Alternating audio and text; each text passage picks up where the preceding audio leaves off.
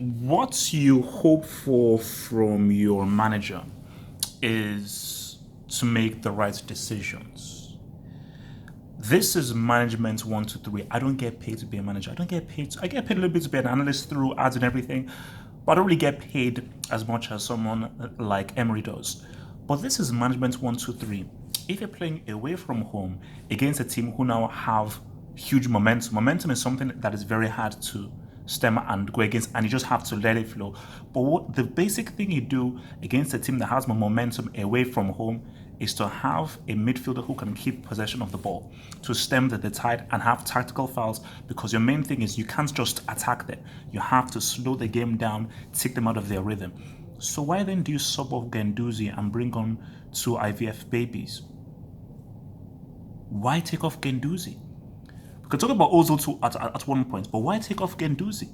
It makes no flipping sense, because this was, you could say that the game was of two halves, pretty much, because you have to put in fact that Watford, new manager, returning manager, but still new manager coming in, new ideas, the whole thing of Javi Garcia leaving. So they were trying to pretty much find their feet in the first half, and I thought that's from Arsenal.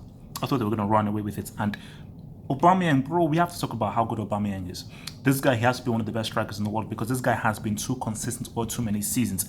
He has to be one of the best natural goal scorers out there. Like people like Aguero and the Cannibal and everything may be better footballers, but just for pure goal scoring, pure eye for goal, Aubameyang has to be one of the best in the world.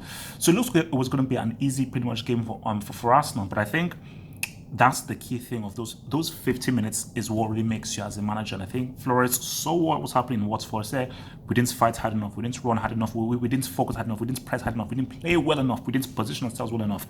Second half, they fought harder, they ran harder. And it's not just about running, because you have to run with aim. But I think the key thing as well, as much as fighting harder, Deulofeu was on the ball and he was critical. Arsenal couldn't handle Deulofeu. Every time he received the ball, he always was trying to make things happen, and Arsenal did not know how to really contest that. But you saw how Arsenal were definitely missing Lacazette, because as good as Pep is, and he looks pretty good, he just doesn't have the refined finishing touch and quality that Lacazette has in that final third. But it's like, Reece Nelson was a brick. I mean, he did a few things, but he was a brick. Willock is a good player, but bringing Willock and Reece Nelson, attacking flair players in a game like that, was incredibly stupid from Emery. Very stupid. It has to be one of the dumbest coaching decisions I've seen in a very long while. Xhaka is going into Class B. There's a real problem where your captain is arguably one of your worst players. That's a problem. That's a huge issue. So I don't even know how the hell they're going to stem that tide. So yeah, look, for me, I just think for Watford, superb. Amazing second half. And I think under Flores, if they play with that intensity, that quality, and Deulofeu can be that critical, and Doucouré as well, who also had a very good game. Sa was a bit iffy, but if Deulofeu can be that creatively influential, the brains of the team, Doucouré can be that influential in midfield, I think Watford will be fine. I think they'll be fun, and I think this is the kind of game that can really lift them up. If Doucouré had just scored that G, if they'd won 3-2, it would have been an amazing comeback. But well done for Watford. And as for Arsenal, man, those away days.